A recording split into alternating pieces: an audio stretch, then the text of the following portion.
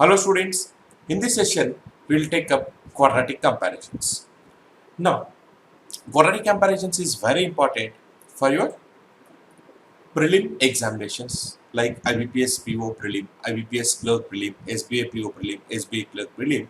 You can expect 5 questions from quadratic comparisons. So what happens in quadratic comparisons is you will have two equations given, right? X square in one x square form, another in y square form. We need to find out the roots of these two quadratic equations and we need to establish the relationship.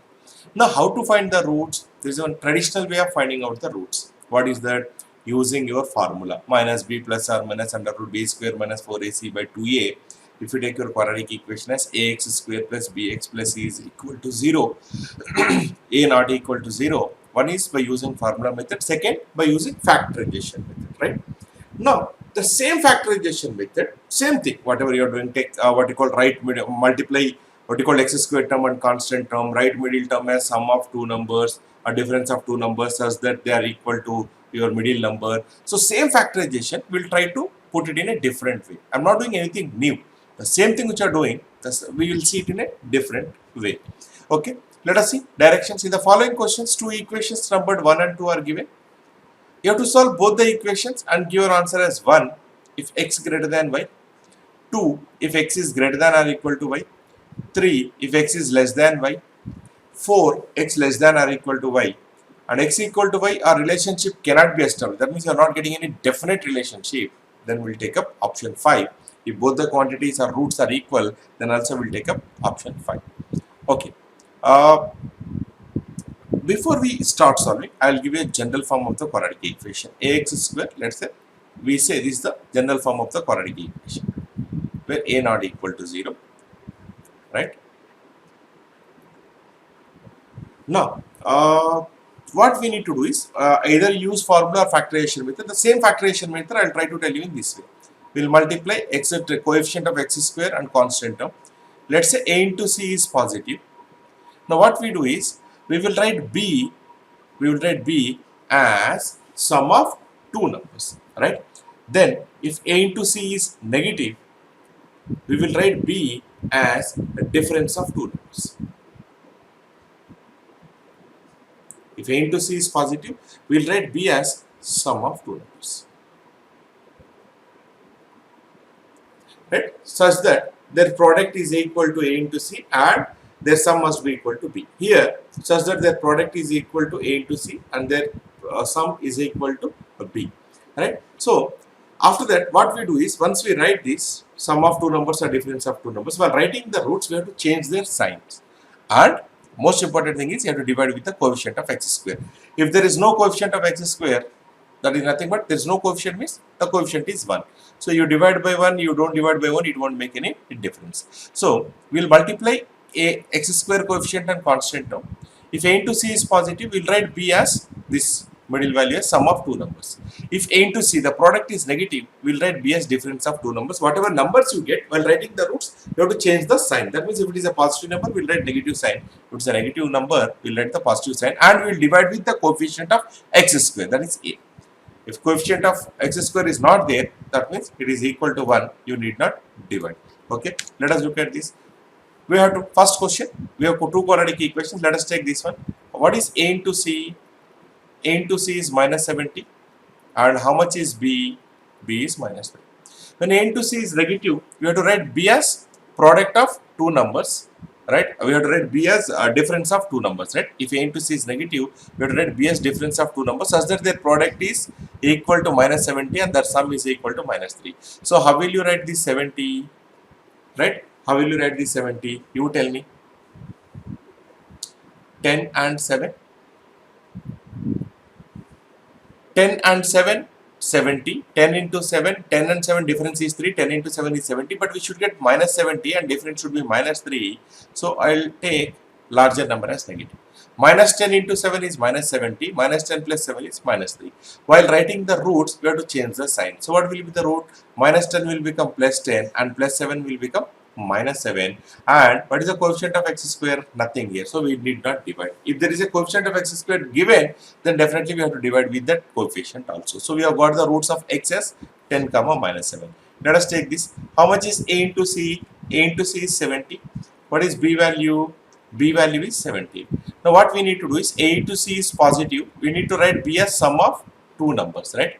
We have to write B as sum of two numbers such that their product is 70 and sum is 17. So can I take 10 and 7?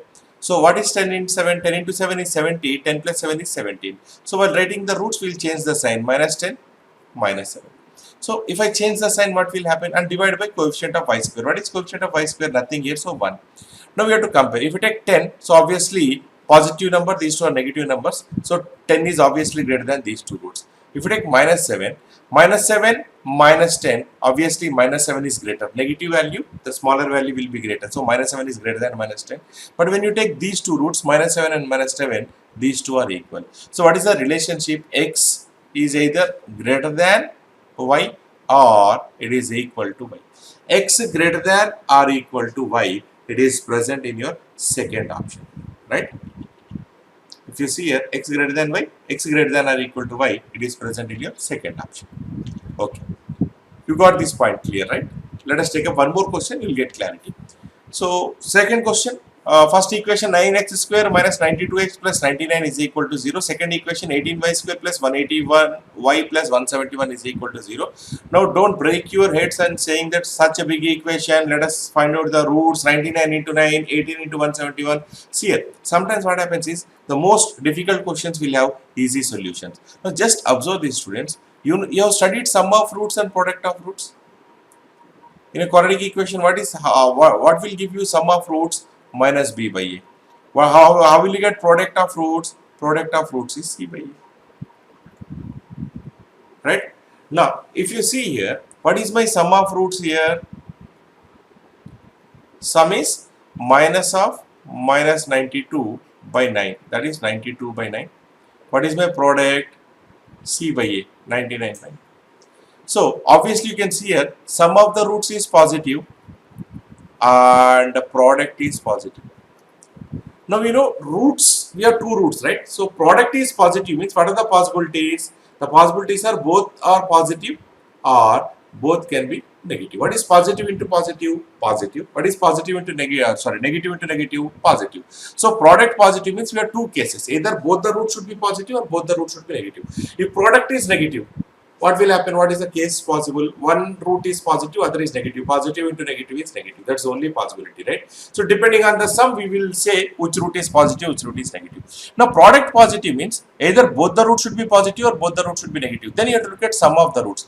What is my sum of the roots? Positive.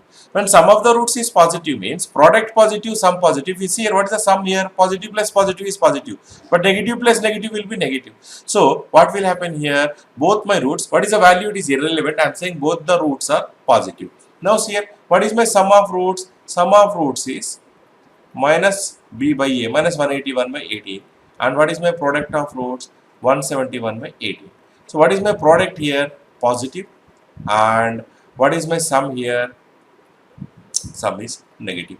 So product positive means either both roots are positive or both the roots are negative, but we should get a negative sum. Negative sum is possible only when both the roots are negative, right? So here both the roots are negative. Obviously without even finding out the values, both roots are positive. Positive roots will be always greater than negative roots. So I will say x greater than y. X greater than y is present in first option.